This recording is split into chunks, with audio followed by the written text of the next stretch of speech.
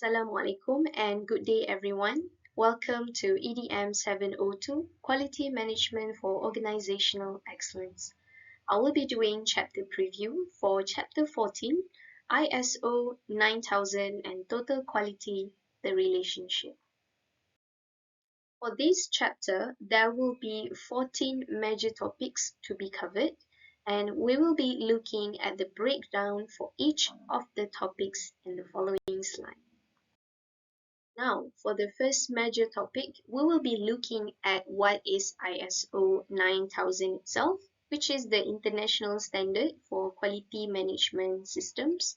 We'll be looking at the guidelines, the principle that is involved for the total quality management, and also we'll be looking at the operating principle, and these are shown in figure 1 and can be referred to page 247. And the next major topics would be ISO 9000's objective.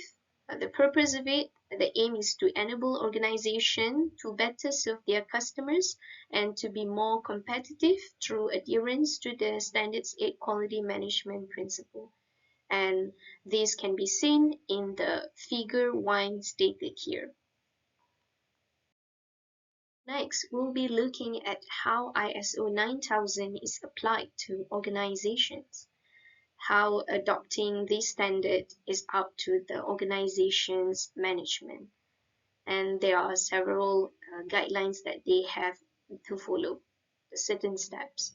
And next major topics would be the quality management systems involving a definition, where we will be looking at the organization's policies, procedures, plans, resources, and etc.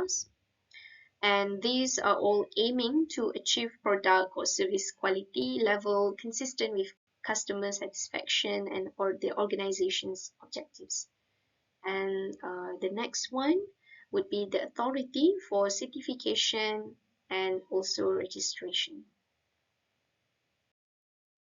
Next, 14.6 ISO 9001 and industry-specific applications, where it involves developing industry-specific version of the standard that can bring many benefits, such as it gives more accurate interpretation of the standard for a given industry, and listed here are some of the examples of the most widely used industry-specific application of the ISOs.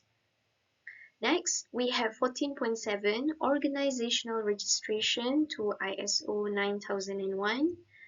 So listed here are some of the process that include the steps, and it also tell the organization what it must do or how to do it. And the next would be 14.8, the benefits of ISO 9000 in terms of organizational benefits and customers' benefits. Now, we will also be looking at the origin of ISO 9000, the origin of it and total quality management that are vastly different, and it was developed in response to the need to harmonize dozens of national and international standards relating to quality. Next, we will also look at the comparative scope of ISO 9000 and total quality management, which there are two principal quality initiatives at work in the world today, which are ISO 9000 and total quality management, as well as the several statements that outline the relationship between ISO 9000 and TQM. As for the next major topics, 14.11 will focus on management motivation for registration to ISO 9001 and how these ISO 9000 and total quality management work together. And they can be seen as compatible, which these two can be a complementary subset of each other. And the ISO 9000 can give an organization a head start in implementing TQM. The next part also would be covering the future of ISO 9000 and also the versions and updates. Since the development of the first ISO standard in 1987, it has been updated regularly to reflect lessons learned and changes in the international business arena. And the summary for these various updates is provided and can be referred in page 254. That will be the end of chapter 14 preview. See you guys in the next video. Thank you.